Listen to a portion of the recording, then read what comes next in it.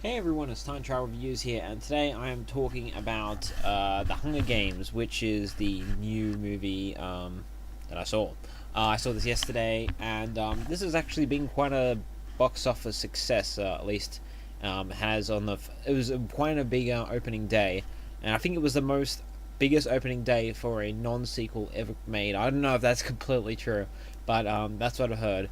But so yeah, I talked about this back in my Chronicle review, and then I was going to go see this because my friend recommended it, and so yeah, I have been kind of awaiting this movie, you might say, and I had some quite high expectations for it because I heard that it does have a good reputation. This movie, it's got something like 86% of Rotten Tomatoes, so that's pretty damn good.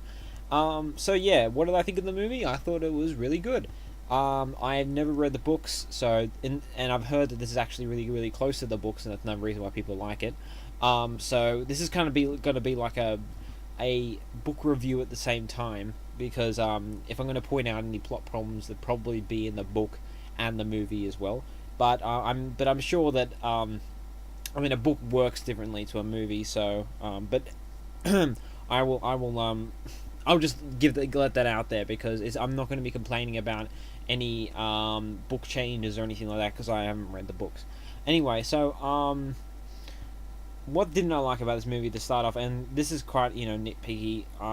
Firstly, I thought that the shaky cam was annoying, and I think this is everybody's most complaint. The shaky cam was just it was terrible.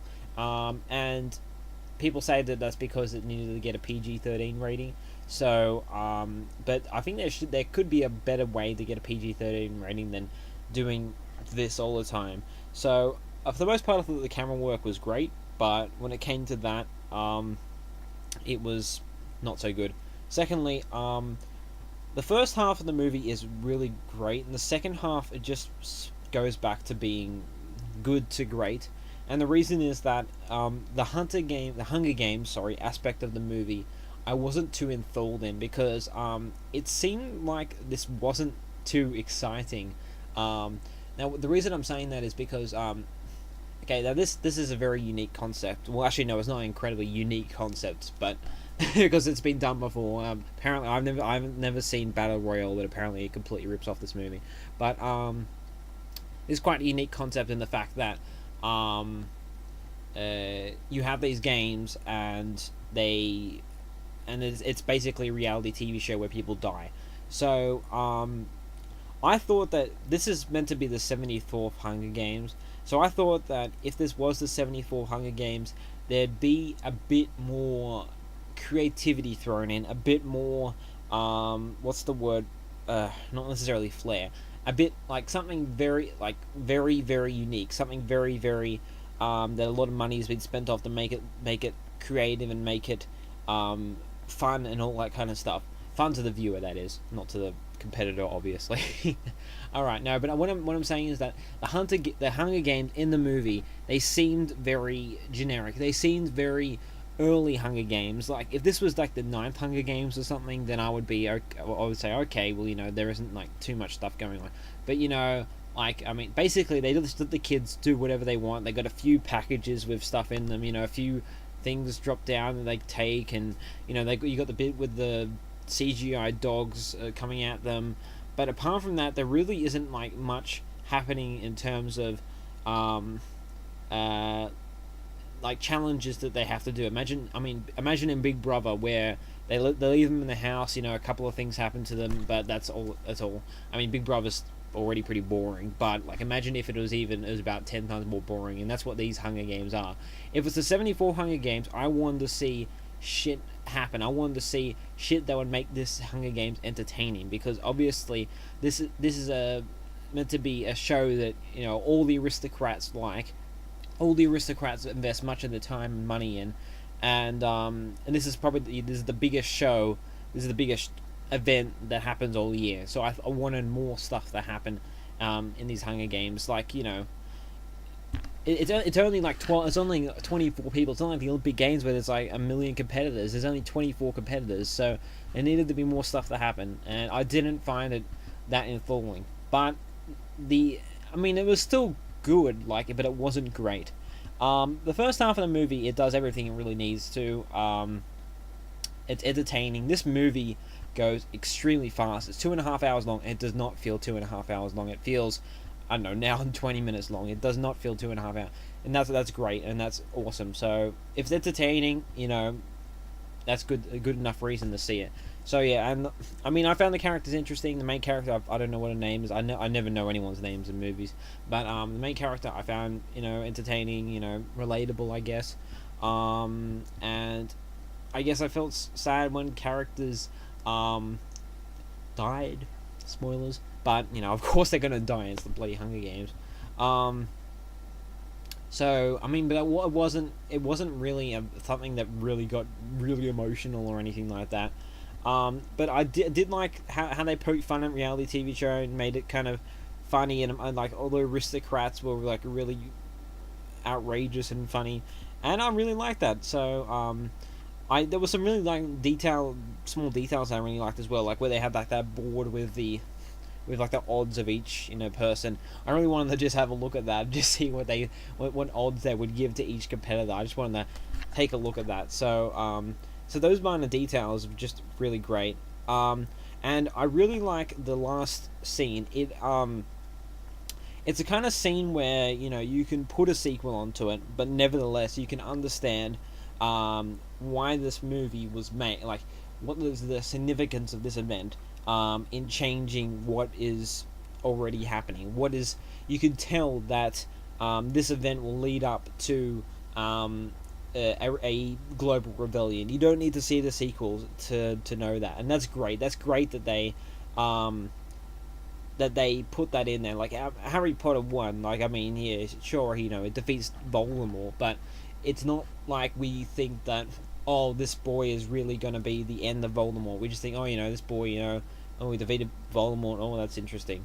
So, but this movie really does like show at the ending that this is an event that will really change things, which is good. But I did really also like the special effects. Now, I mean, obviously the CGI dogs were crap, and I don't think they were meant to look too great, because they're meant to be. I don't know what the hell they're meant to be. They're meant to be coding, but they're coding into live creatures. So, and I wasn't too into the dogs bit. I found that kind of just killer dogs or whatever. But yeah, they made live dogs out of coding. What is this, the Matrix? I don't think so. Well, I don't know. I don't even know. I don't know if they're actually in like a big set, or if they're actually in like a location. They never really say that. At least I didn't hear it anyway. It would have been nice if they didn't so much switch back to the studio. Like, I know that they didn't do it very much, but it would have been nice if they didn't, because I really liked it when it was just you're in the character's position, you don't know what the hell's going on, and I find that good. Yeah, so the special effects, I'm getting back onto that. They really, really were good, because what they did is they made it look big, they made it look global, they made it look not global, but they made this environment seem real, and that's what special effects should do. It should be working for the environment, and I love the way the special effects and just the sets are for the District 12. That's awesome, very Orwellian. I like the art design for the characters, the aristocrats, and I like, again, the special effects on the whole environment of the aristocratic city, and all that kind of stuff. So I think the special effect, the visuals, just amazing. This film is great to look at as well. There was something I was going to talk about in terms of negative. What was it? I'll talk about the gore. Yeah. So people complained about this wasn't gory enough. I didn't really care about that. I know it is characters dying, and some people complain about the fact that this movie doesn't like deal with its context well enough. So, like, I mean, it doesn't deal with the fact that characters are dying. But I find it's good because of the fact it doesn't say obvious things. It doesn't say, there isn't some speech about how these kids from District 1 and 2 are only violent because they're brought up to be, and you shouldn't judge them. And I mean, when the oh no, I won't give away anything. Don't worry about that. But yeah, there isn't like some like big. They don't have some huge monologue about how we have to rebel and this place is crap and stuff like that, because we know all that. It's been like that for 74 years. Everyone knows all that. We don't need to say it to each other, and that's really good. And people complain about it, they go, you need to mention it sometimes, but no, I think that it's good that they kept it in context and didn't mention it just full out at people.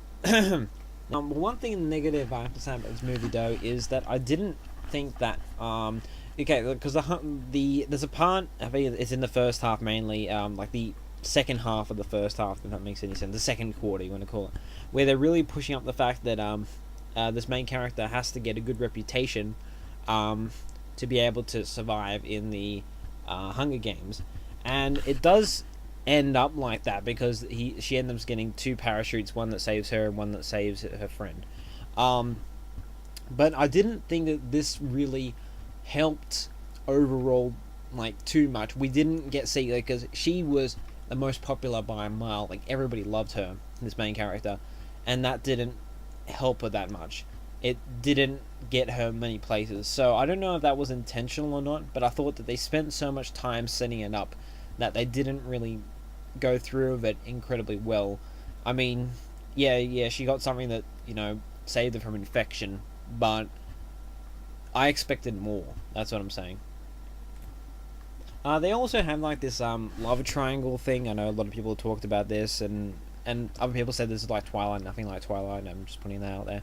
They have this love triangle thing, and for the most part, it's good because they kind of just subtly go over it, which is nice. Because I mean, if they do use it for the sequel, then whatever. But they go very subtly over the love triangle thing, I guess, for the girls. And I mean, the way that it is subtle is just funny. But they, I mean, there's this scene, right, where the girl and the main character has met a boy in the Hunger Games, and they've gotten together, and then she's got a boyfriend back at her District 12. And they go back to it, and then he's kind of like looks jealous, and then they go back to her and the boy, and then they do a bit more things together, and it goes back to the boy, and he's looking really jealous, and they only go back to it for one shot. Don't do that. You already made your case. You don't need to bloody come back to him again and again. So that was my only really major issue with that with that bit. But apart from that, Hunger Games, apart from all the negatives that I said, it was a really great movie. It was very thrilling, very like you could really get in the main character's head. Great performance. I love dystopian futures. Probably one of my favorite genres of movies, sci-fi, dystopia. So I'll be looking forward to seeing the sequel and the third movie of this series, and I definitely recommend this movie despite its flaws. And my flaws, they're quite nitpicky. I don't find them anything to really complain about. Like, I still liked Rise of the Planet of the Apes despite its huge plot holes. But yeah, so I give this movie a high 9 out of 10. So between 9 out of 10 and 9.5, maybe 9.5, because I did really enjoy it, and yeah, there are some problems with it, but very, very minor. And so that's really all I have to say about this movie. So go and watch it, and have fun.